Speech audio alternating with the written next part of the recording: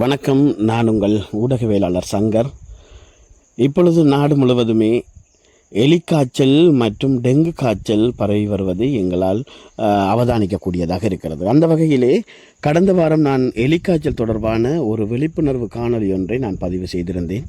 தற்பொழுது டெங்கு காய்ச்சல் தொடர்பான ஒரு சிறிய விழிப்புணர்வு காணொலியும் நான் இப்பொழுது பதிவு செய்கின்றேன். இந்த கிராமப்புறங்களிலே டெங்கு நுளம்புகள் பரவுவதற்கு ஏதுவான காரணிகள் என்னவென்று நாங்கள் பார்ப்போம். அதாவது இது தொடர்பான பல தகவல் மக்களுக்கு கிடைத்திருந்த போதிலும் தற்பொழுது ஒரு சிறிய ஒரு விழிப்புணர்வு பதிவாக இதை நான் பதிவிடுகின்றேன். ஏனென்றால் தற்பொழுது டெங்கு காய்ச்சல் அதிகமாக பரவி வருகின்ற ஒரு காரணத்தினால் இந்த தகவலை நான் உங்களுக்கு பதிவிடுகின்றேன். அதாவது கிராமப்புறங்களிலே எமது வீடுகளிலே வீட்டு சுற்றுப்புற சூழல்களிலே எங்களால் போடப்படுகின்ற கழிவுப் பொருட்களில் இருந்து அதிகமான டெங்கு நுளம்பு பரவுவதை எங்களால் காணக்கூடியதாக இருக்கிறது. அதுவும் குறிப்பாக நாங்கள் போடப்படுகின்ற அந்த கழிவுப் பொருட்கள் நீண்ட நாட்களாக நீர் அதுக்குள் இருக்கும் இடத்து அந்த நீரிலிருந்து டெங்கு நுளம்புகள் பரவுவதை நாங்கள் இப்பொழுது காணொலி மூலம் காணக்கூடியதாக இருக்கிறது. அதாவது இளநீர் கோம்பைகள், மரப்பொந்துகளில் நிற்கக்கூடிய அந்த நீர் இடங்கள் மற்றும் கழிவு பாத்திரங்கள், நாங்கள் வீடுகளிலே வைத்து சமைத்துவிட்டு அந்த பழைய பாத்திரங்கள் எரிகின்ற பொழுது அந்த பாத்திரங்கள் நீர் நிற்கக்கூடியவாறு இருந்தால் அந்த நீரிலிருந்து எவ்வாறு இந்த டெங்கு நுளம்பு வருவது என்பதை காணக்கூடியதாக இருக்கிறது.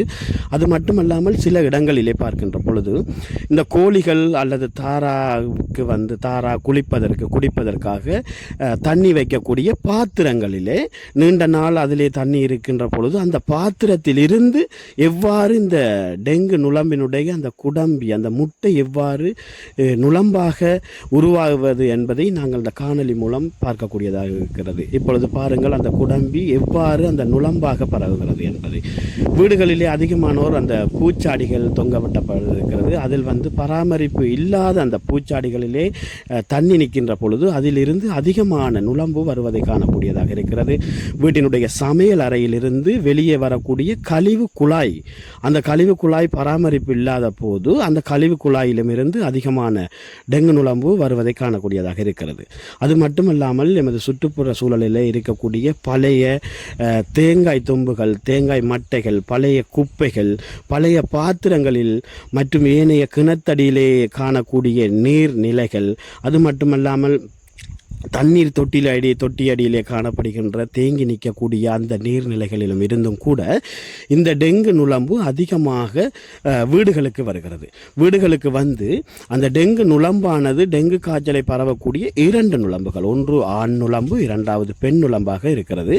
ஆண் நுளம்பின் மூலம் ஒருபோதும் டெங்கு நோய் பரவுவது இல்லை என வைத்திய நிபுணர்கள் கூறுகிறார்கள்.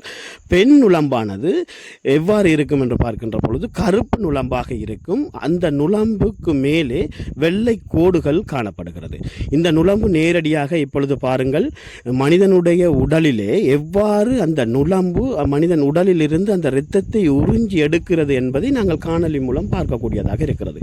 இவ்வாறு தான் இந்த டெங்கு பெண் நுளம்பானது மனித உடலில் இருந்து இரத்தத்தை உறிஞ்சி மீண்டும் ஒரு உடலுக்கு செலுத்துகின்ற பொழுது இந்த டெங்கு காய்ச்சல் அதிகமாகவே பரவி வருகிறது. எனவே பொதுமக்களாகிய நாங்கள் எமது சுற்றுப்புற சூழலை மிக சுத்தமாக வைத்து எங்களை நாங்கள் டெங்கு காய்ச்சலிலிருந்து பாதுகாத்துக் கொள்வோம் என்பது இந்த காணொலி மூலம் நான் உங்கள்